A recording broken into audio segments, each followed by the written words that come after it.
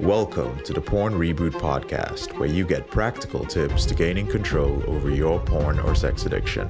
We help ambitious men end their out-of-control sexual behavior with pornography, sex, and masturbation so that you can maximize your life, perform at your potential, and remain in control in the driver's seat, which is where you have to be in order to gain or maintain the success you want in life.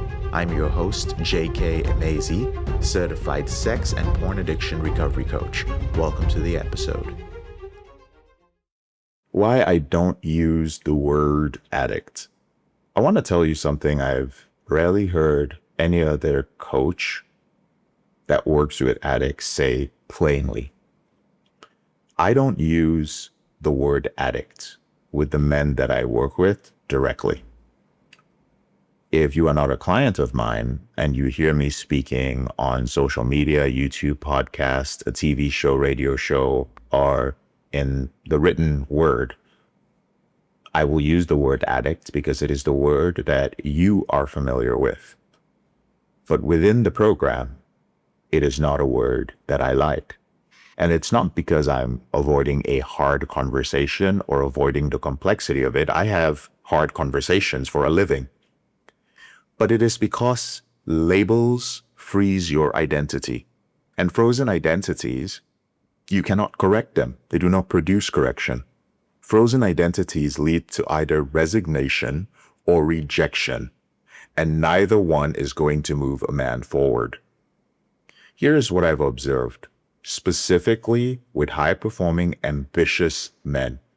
When a man is, let's say, running a complex organization or leading a team or managing significant responsibility, when he hears the word addict applied to himself, one of two things is going to happen.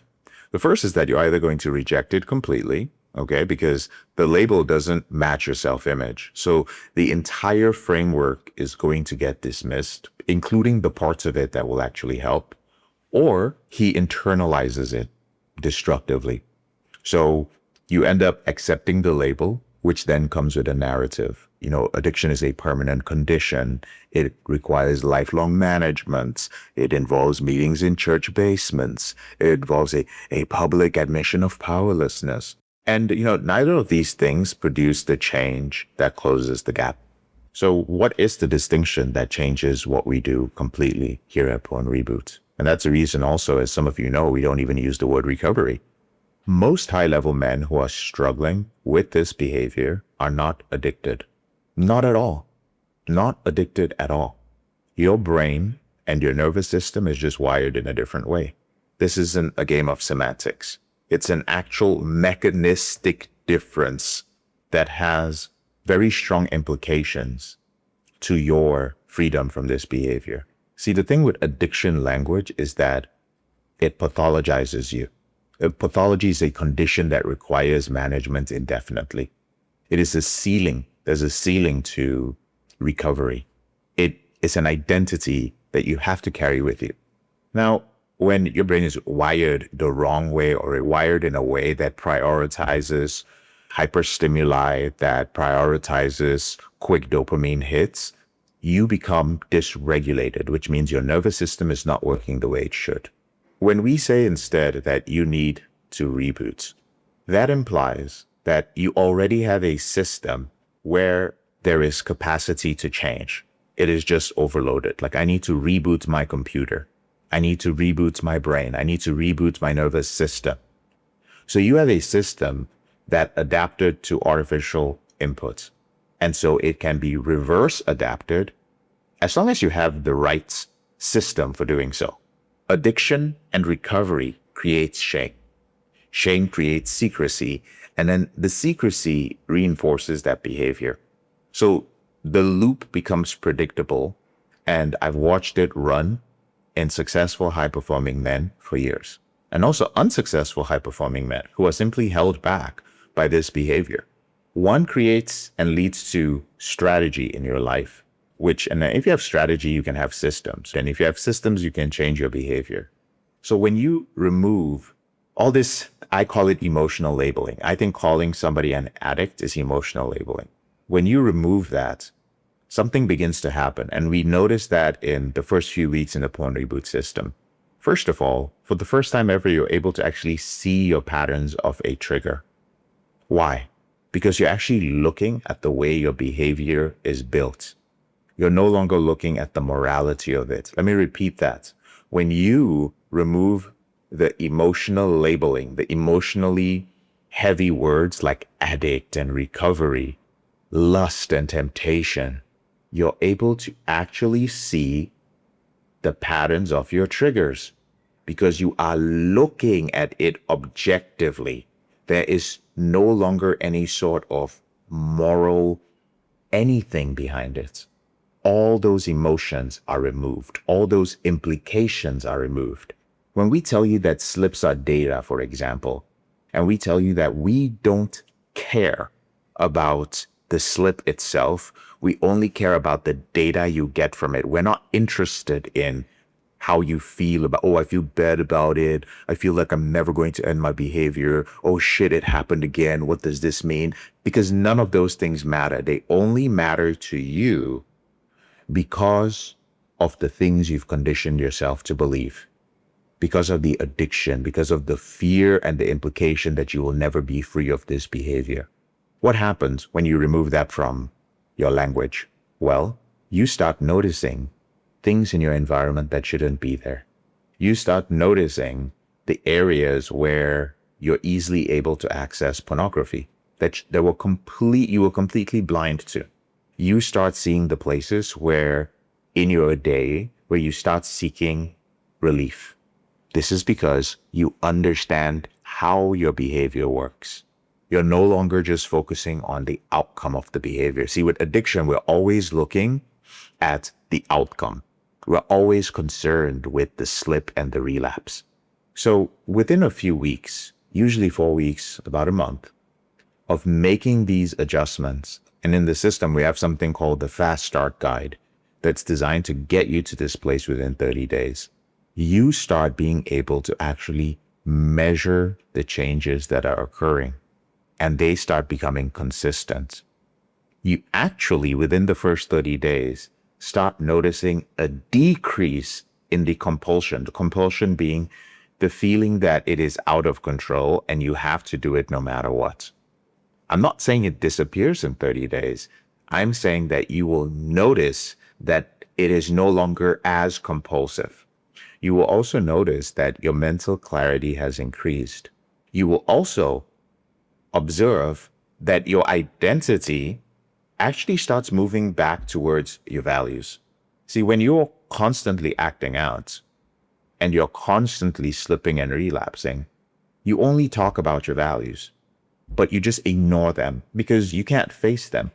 But in the first 30 days, when you follow this system, then you start seeing that, oh my goodness, there is a gap between my values and my behavior in private.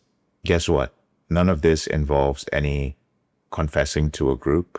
None of this involves some weird narrative of the fact that you're damaged or broken.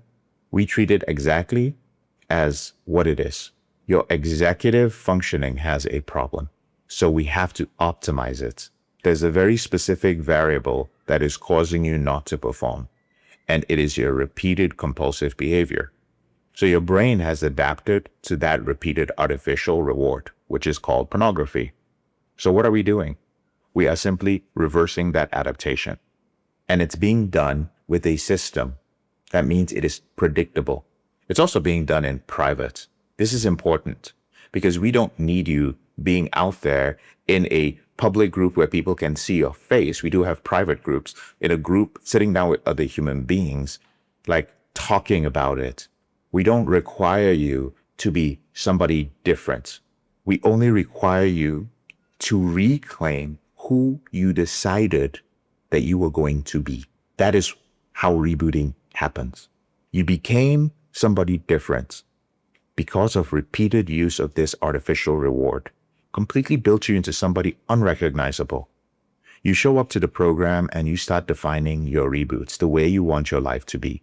And then we hit the reset button. All of this, we're reversing that adaptation to dependence on an artificial stimuli. And you go back to building the person that you want to be. without this crutch, without this supplement, whatever you want to call porn in your life. Now, if you've avoided addressing this because, the label felt wrong, then that's very good. Okay? Very good. If you're like, I've never wanted to call myself an addict, JK, trust that instinct. I want you to know that you do not need a label. You will hear me use the word addict, but I want you to understand that it is for the general public who would never be open to the concept of rebooting unless they heard something familiar. Okay? But within the program, it is not a word that we encourage. You need leverage, and leverage comes from rebooting. It doesn't come from language, which reinforces morality or which reinforces shame and guilt. You are already a moral person. You understand the difference between right and wrong. That is the reason why you are listening to this in the first place. So you do not need me or my system to tell you what is good and what is bad. Trust yourself. You know what is good and what is bad. It is in fact getting in your way when we start leveraging what is good and what is bad. You are the best expert at yourself. So you are here to rewire your brain and rebuild your identity without the weight of all those strong emotions that come with words like moral and addict.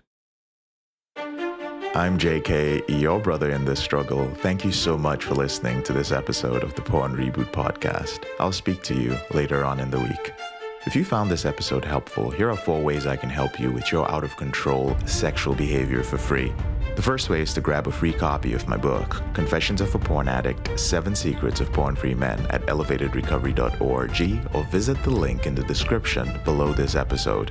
The second way is, if you're not sure where to start, but you'd like to learn more about my team and I, if you'd like to spend time with like-minded professionals and business owners who are controlling their behavior, then join our free and confidential group, the Porn Reboot group on Facebook. There's a link to join in the description below this episode.